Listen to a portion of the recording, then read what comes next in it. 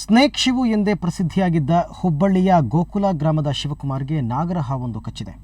ನಾಗರ ಪಂಚಮಿಯ ದಿನದಂದು ಗಾಂಧಿವಾಡದ ನಾಗರ ಕಲ್ಲಿನ ಮೇಲೆ ಶಿವು ಹಾವನ್ನು ಪ್ರದರ್ಶಿಸ್ತಾ ಇದ್ದರು.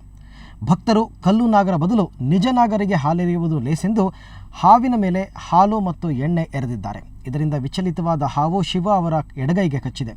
ಶಿವುಗೆ ವಿಷಪೂರಿತ ಹಾವು ಕಚ್ಚಿದ್ದರಿಂದ ಶಿವು ಸಾವು ಬದುಕಿನ ನಡುವೆ ಹೋರಾಡ್ತಾ ಇದ್ದು ಹುಬ್ಬಳ್ಳಿಯ ಕಿಮ್ಸ್ ಆಸ್ಪತ್ರೆಯ ತೀವ್ರ ನಿಗಾ ಘಟಕದಲ್ಲಿ ಚಿಕಿತ್ಸೆ ಪಡಿತಾ ಇದ್ದಾರೆ.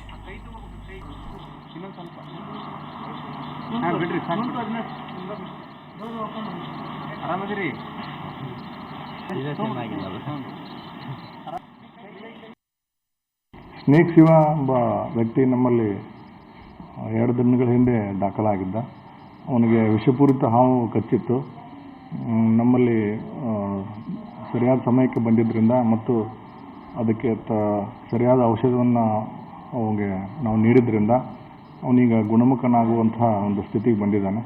ಬಹುಶಃ ಇವತ್ತು ಅವನು ಮತ್ತೊಮ್ಮೆ ಪರೀಕ್ಷೆ ಮಾಡಿ ಸಾದಾ ವಾರ್ಡ್ಗೆ ICUನಿಂದ ಬೇರೆ ವಾರ್ಡ್ಗೆ ಸ್ಥಳಾಂತರ ಮಾಡಬೇಕು ಅನ್ನೋ.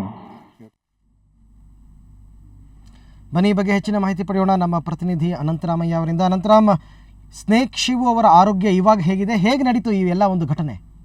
ಅರವಿಂದ್, ಇದು ಕಳೆದ ಗುರುವಾರ ನಾಗರ ಪಂಚಮಿ ದಿನದಂದು ಈ ಸ್ನೇಕ್ ಶಿವು ಒಂದು ನಾಗರ ಹಾವನ್ನ ತಗೊಂಡ್ಬಂದು ಆ ಭಕ್ತಾದಿಗಳು ಕೇಳ್ಕೊಂಡಿದ್ರ ಹಿನ್ನೆಲೆಯಲ್ಲಿ ಅವರು ನಾಗರ ಹಾವನ್ನು ತಗೊಂಡು ನಾಗರ ಕಲ್ಲಿನ ಮೇಲೆ ಆ ಒಂದು ಹಾವನ್ನ ಬಿಟ್ಟಿದ್ರು. ಈ ಭಕ್ತಾದಿಗಳು ಹಾವಿಗೆ ಹಾಲು ಮತ್ತು ಎಣ್ಣೆಯನ್ನ ನೆರೆಯುವ ಸಂದರ್ಭದಲ್ಲಿ ರೊಚ್ಚಿಗಿದ್ದಂತಹ ಹಾವು ಸ್ನೇಕ್ ಶಿವು ಅವರ ಎಡಗೈಗೆ ಕಚ್ಚಿ ಘಾಸಿಗೊಳಿಸಿದೆ ಅರವಿಂದ್. ಇದರಿಂದ ತೀವ್ರ ಅಸ್ವಸ್ಥರಾದಂತಹ ಸ್ನೇಕ್ ಶಿವು ಅವರನ್ನ ಹುಬ್ಬಳ್ಳಿ ಕಿಮ್ಸ್ಗೆ ಕೂಡಲೇ ದಾಖಲೆ ಮಾಡಲಾಗಿದೆ. ಈಗ ಅವರ ಆರೋಗ್ಯದಲ್ಲಿ ಚೇತರಿಕೆ ಬಂದಿದ್ದು, ಇದು ಒಂದ್ ರೀತಿ ಹೇಳ್ಬೇಕಂದ್ರೆ ಇವರು ಪದೇ ಪದೇ ಈ ರೀತಿ ಹಾವುಗಳನ್ನ ಹಿಡಿದು ಅವುಗಳನ್ನ ಜನದಟ್ಟಣೆ ಪ್ರದೇಶಗಳಲ್ಲಿ ಆಡಿಸೋದ್ರಿಂದ ಆ ಒಂದು ಹಾವುಗಳಿಂದ ಹೆಚ್ಚಾಗಿ ಒಂದು ಭಯಭೀತ ಆಗಿತ್ತು.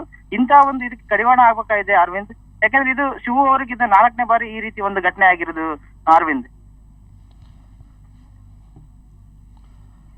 ಓಕೆ, ಧನ್ಯವಾದ ಅನಂತರಾಮಯ್ಯ ತಮ್ಮ